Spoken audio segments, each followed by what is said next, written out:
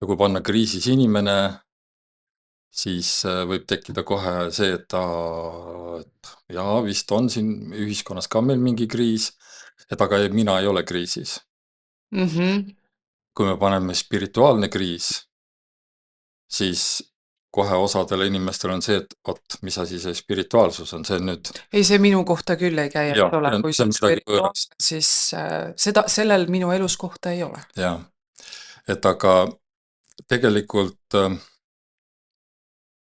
see, millest me räägime, on lihtsalt meie inimeseks kasvamise lugu.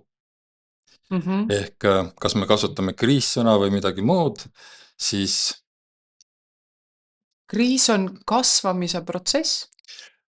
elu pakub meile mingeid tõukeid. Mhm. Et kuule, noh, ma räägin enda kontekstis, nii on lihtsam, kuule Kalev, et sa istud paigal, Mhm. aga võib-olla ma siin oma peas mõtlen, et ah, nii ongi mõnus ja chill ja Mhm. Mhm. miks ma peaks midagi tegema? Kas ma võin siis öelda nii, et kriis on selle jaoks, et inimene ennast liigutama hakkaks?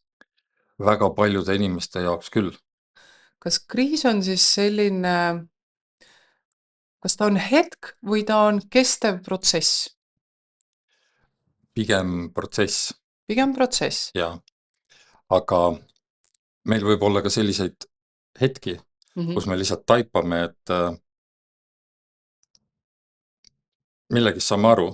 Mhm. Näiteks loed raamatust või oled kuskilt kuulnud, keegi midagi väidab ja siis mõtled, et no jah, võib-olla on ka nii, aga ma ei tea. Mhm. Ja siis su enda elu lükkab sind kuskile kohta, kus sa saad aru, et see oli see, millest seal raamatus juttu oli. Nagu öeldakse, et käib kehast läbi, Jaa, on ju. ja sa tajud ja see võib olla hetk. Mhm. Noh, kvantteadlased tahavad kindlasti selle koha peal kohe öelda, et kvanthüpe. Mhm. Mhm. Et aga reeglina on ta meil ikkagi protsess. Mhm. Et see võib olla mingisugune hetk, kus sa sellesse jõuad, aga kriis kui selline on siiski protsess, mis hakkab inimesega toimuma ja kuidagi lahti rulluma ja Jah, no võtan mingisuguse ütleme endast rääkimise sissejuhatuse. jah, palun.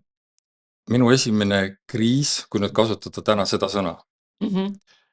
oli, kui ma olin väike. Mhm. Noh, aeg oli raske, on ju, see nõukogude aeg ja, ja lihtsalt mingisuguseid asju jäi puudu. Mhm. Oli see lähedus, noh, see ei ole praegult oluline. Mhm. Järgmine kriis, mida ma kogesin ja mida ma tunnen vahest siiamaale ära, on see, mis toimus minuga koolis. Mhm. Kas Sest see käib sinuga siiamaani kaasas, sa mõtled no seda? mingil määral küll.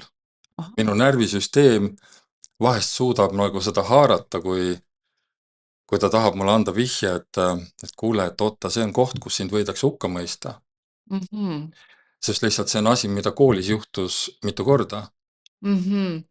Aga kriisiks me saame nimetada, noh, niimoodi jutumärkides neid kohti, kus me elame nagu seda ikkagi valusalt läbi.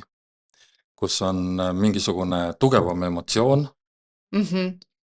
ja ja see ei ole rõõmuemotsioon, vaid see on Mhm. mingisugune natukene nagu valu, Mhm. pettumus ja me ei oska selle situatsiooniga mitte midagi teha. Mhm. See on see, et noh, ma praegu sain 2 asja sinu jutust. Üks on see, et see emotsioon kriisi juures on selline noh, Mhm. pigem negatiivse tonaalsusega, on ju. Ja teine, mis ma nüüd noppisin, on see, et me ei oska midagi sellega teha. Kas meid õpetatakse selleks valmistuma? Aga vot ei õpetata vist, kes räägib, on ju. No see ongi, Jaa. et ja nüüd me oleme sellises ühiskonnas, mis on väga ameerikalik, Mhm. kus kõigi ebameeldivate asjade vastu püütakse võidelda Sellepärast, et lihtsam on ära keelata ja ja välja lõigata, nagu seda poleks olnudki, selle asemel, et õpetada, kuidas selle asjaga tegelikult elada, toime tulla. mhm. Sellepärast, et see on mõnes mõttes nagu selline transformatsiooni koht, sest kriis annab alati võimaluse millegiks uueks. Mhm.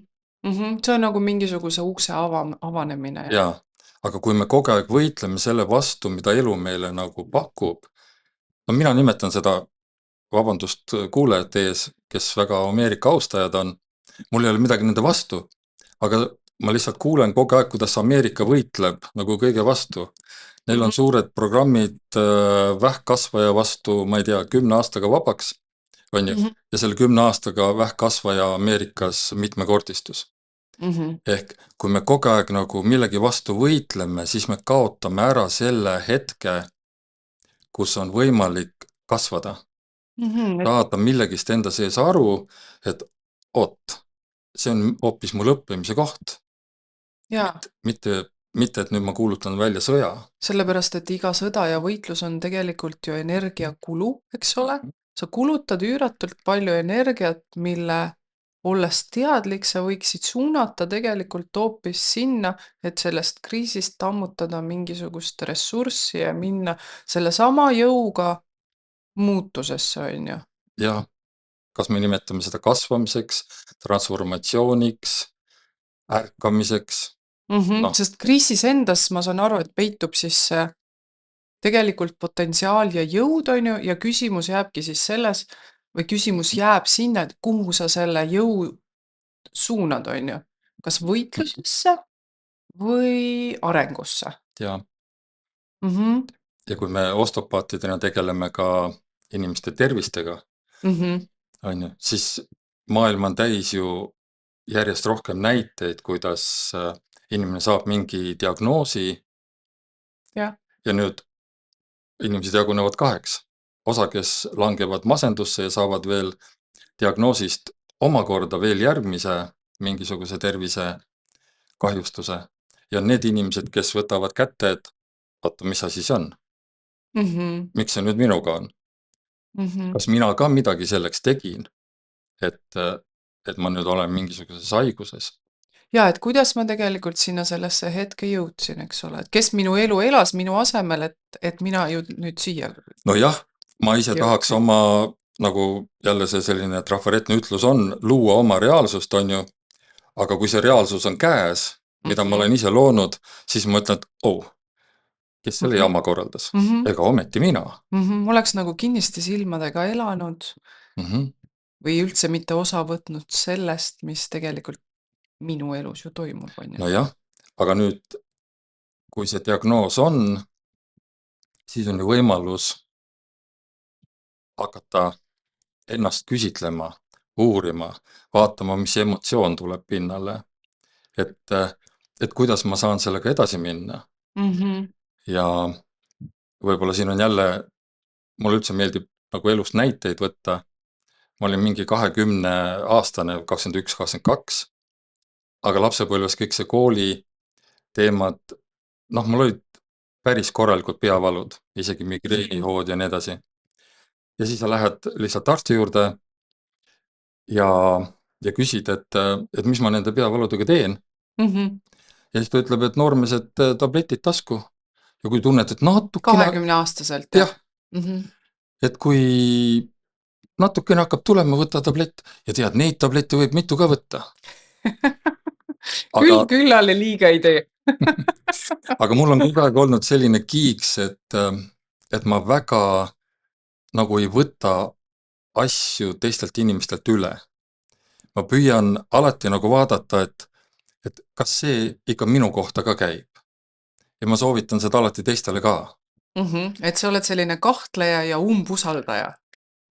Võib-olla see on natukene karm, aga mulle tundub, et meie ühiskond oleks oluliselt õnnelikum, kui inimesi ei pandaks kasti. Kui lihtsalt valitsus võtab vastu otsuse alates, ma ei tea, 1. maist inimesi enam kasti ei panda, ei võrrelda üksteisega ja ei eeldata, et koolilaps kõik peavad oskama õppida selliselt, et õpetaja kirjutab tahvlile ja nemad peavad oskama järgi teha. Et nõustutakse sellega, et igalühel on oma õppimise meetod, et igaüks taipab oma elus erinevalt. Üks tahab elada metsas, teine tahab elada põlluserval, kolmas võib hoopis onni puu otsa ehitada ja neljas tahab võimalikult kõrge pilvelõhku ja viimasel korrusel elada. ja see kõik on vastuvõetav, on ju. Täpselt nii, seepärast, et midagi tema sees ju tõukab seda protsessi. Ja nii oli selle minu peavaluga ka. Ma ise tajusin, et ma läksin üleni tulikuumaks Kui sulle neid tablette soovitati, ja jah? nagu ahju keris Mhm. ja ma läksin arsti kabinetist välja ja tänava peal ma täiesti rääkisin endaga ja siis vot see on nüüd üks aspekt, millele võiks osutada, et me ise tegelikult lükkame mingil määral oma elu käima. Mhm. See on see, kuidas me teeme valikuid. Mhm. Ja see toimus puhtalt emotsiooni pealt, oli see, et mida värki, et aga naabripoisil ju ei valuta pea. Enamus, kellega ma koos käin, neil ei valuta pea. Mhm. Et ma tahan teada, miks. Ja see küsimus, miks, on ju, Jah, miks minul, miks minuga? Ja täpselt. mitte ohvri rollist ja mitte ohvri seisundist, vaid just see uudishimu, et sinna sügavale põhjuseni tegelikult jõuda, on ju. No jah, See, et miks minuga nii juhtus, on ju. jah, et Mhm. mida mina olen selleks teinud, Mhm. et see peavalu on mu elukaaslaseks tulnud. Mhm. Ja nii see teekond käima läks. Mhm. Ikka nagu kõikidel terapeutidel iseendast. Ühtegi teist teed ei ole. Ja see ongi see, Ütled, et kõik terapeudid jõuavad päriselt läbi iseenda. ma ei näe ühtegi teist varianti. Et me kõik oleme natuke kusagilt haiged olnud. Noh, niimoodi lihtsalt öeldes. Natukene nalja ka tehes, aga minu enda elunali, et peale inseneriõpet, eks ole, ma astusin kohe järgmisel aastal Tartu Ülikooli psühholoogiat õppima. Mhm. Mhm. Ja siis oled seal, kas ma olin teise kursusel või midagi sellist, ühel hetkel saad aru, et küsimused ja õppejõud ja kõik edasi, vaatad seda natuke kõrvalt ja saad aru, et oot, et kuhu ma olen sattunud. Need on ju kõik psühhiaatrite ja psühholoogide kliendid. Mis mina siia puutun? Mhm. Ja nali seisneb selles, et nädal aega hiljem sain ma, vot see on see nüüd hetkeline taipamine, sain ma väga hästi aru, et ahaa, üks psühholoogi patsient teiste hulgas.